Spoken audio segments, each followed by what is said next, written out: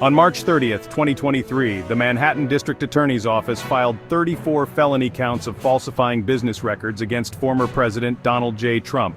These charges stemmed from an alleged hush money payment made to adult film star Stormy Daniels in the final days of the 2016 presidential campaign. Trump denied the allegations, calling the indictment politically motivated. The case sent shockwaves through the nation, further dividing an already polarized public. The indictment alleged that Trump, with the help of his former lawyer Michael Cohen, had orchestrated a scheme to silence Daniels. Daniels claimed to have had an affair with Trump in 2006, an allegation Trump vehemently denied. Prosecutors claimed that Trump had approved a $130,000 payment to Daniels in exchange for her silence about the alleged affair. This payment, prosecutors argued, violated campaign finance laws by exceeding the legal limit for individual contributions. The charges against Trump were unprecedented in American history. The nation braced itself for a legal and political battle that promised to be both lengthy and divisive. The case against Trump hinged on the prosecution's ability to prove that the payment to Daniels was intended to influence the outcome of the 2016 election. Prosecutors would need to demonstrate that Trump had acted with criminal intent, a high bar to clear in any criminal case. The defense argued that the payment was a private matter and not subject to campaign finance laws. The prosecution's case relied heavily on the testimony of Michael Cohen, Trump's former fixer. Cohen, who had already pleaded guilty to campaign finance violations related to the Daniels payment, provided detailed accounts of Trump's alleged involvement in the scheme. Cohen claimed that he had acted at Trump's direction and that the payment was made to protect Trump's candidacy. The defense sought to discredit Cohen, portraying him as a liar seeking to save himself from further legal jeopardy. Adding to the complexity of the case was the fact that the charges against Trump were based on a novel legal theory. Prosecutors were essentially arguing that a violation of federal campaign finance law could be prosecuted as a state felony. The trial promised to be a legal battle for the ages, pitting some of the nation's most seasoned prosecutors against Trump's formidable legal team. The trial of Donald J. Trump began on March 25, 2024, in a packed Manhattan courtroom. The air crackled with anticipation as Trump, flanked by his legal team, sat grim-faced at the defense table.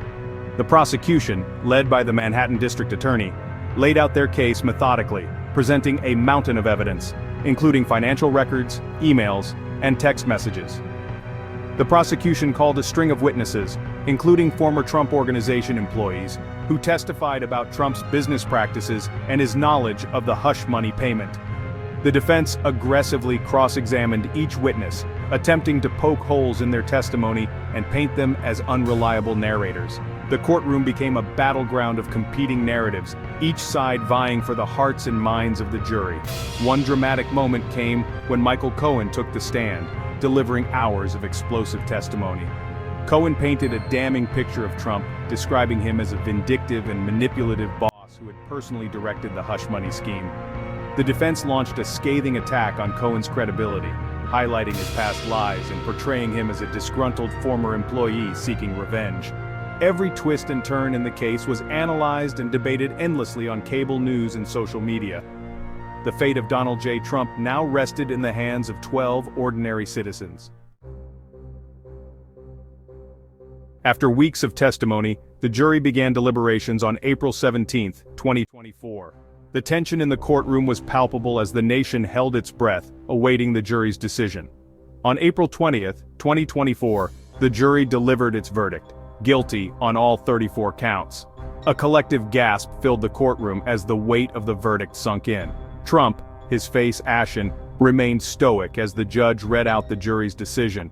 The verdict, a historic first in American history, sent shockwaves across the country and around the world. The streets of New York City erupted in a mix of cheers and jeers as news of the verdict spread. Thousands gathered outside Trump Tower and in Times Square, their emotions raw and their opinions sharply divided. The city, a microcosm of the nation, reflected the deep polarization that had come to define American politics. The man who had defied political gravity and shattered norms now faced the prospect of prison time. The verdict marked a stunning fall from grace for Donald J. Trump. The guilty verdict sent immediate shockwaves through the political landscape. Trump's supporters, many of whom had gathered outside the courthouse, expressed outrage and disbelief.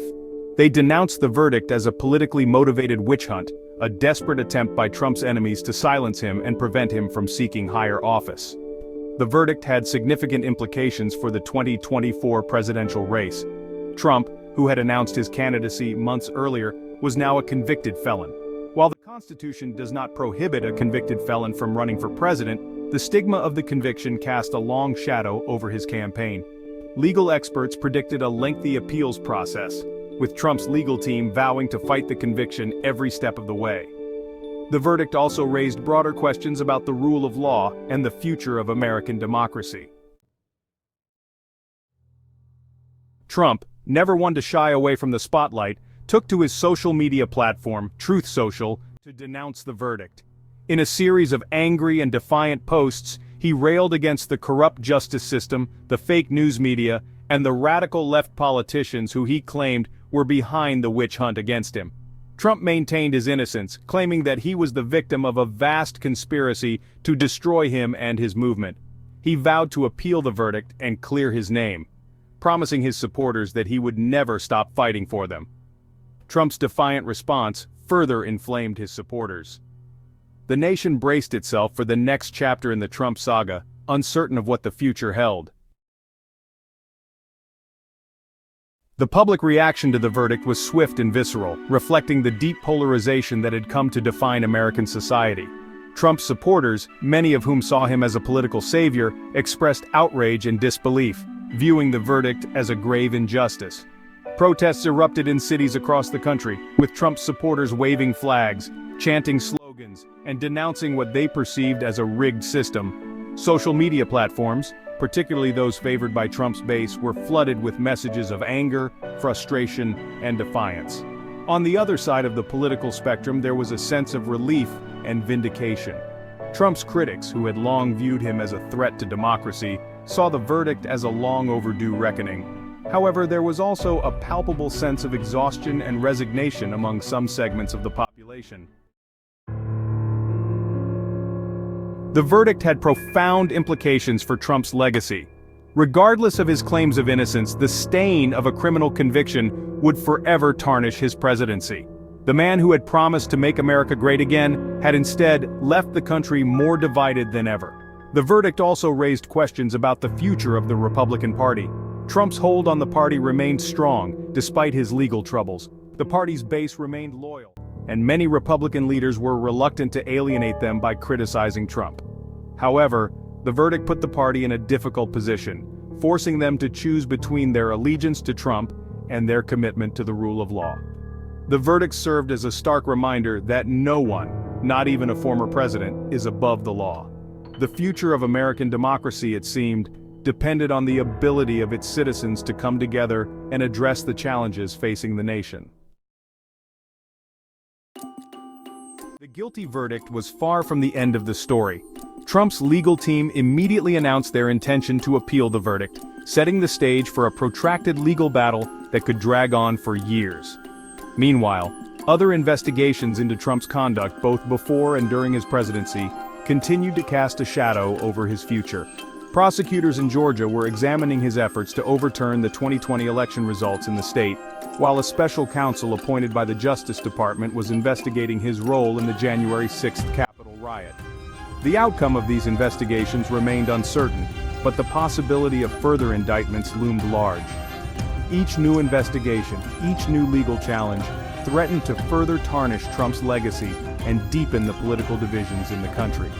The nation watched and waited, bracing itself for the next chapter in the Trump saga. The stakes, it seemed, had never been higher. The guilty verdict against Donald J. Trump marked a watershed moment in American history. Never before had a former president been held accountable for crimes committed while in office. The verdict, while celebrated by some as a victory for the rule of law, was seen by others as a dangerous precedent, opening the door for the politicization of the justice system. The trial and its aftermath exposed the deep fissures that ran through American society.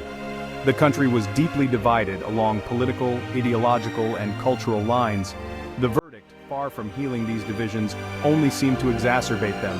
The question on many minds was whether these divisions could ever be bridged. The verdict also raised profound questions about the future of American democracy. The country had always prided itself on its commitment to the rule of law and the peaceful transfer of power. The eyes of the world were watching, eager to see whether American democracy would survive this latest challenge.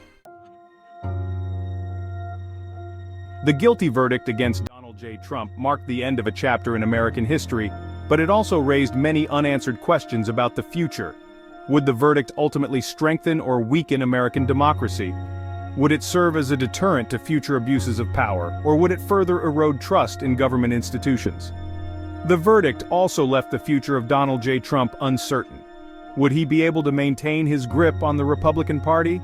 Would he be able to overturn the verdict on appeal? Would he attempt to run for president again in 2024? One thing was certain: the Trump presidency and its tumultuous aftermath would continue to cast a long shadow over American politics for years to come.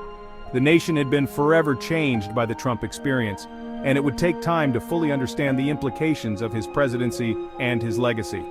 The trial of Donald J. Trump had been a spectacle, a drama that had captivated the nation and the world.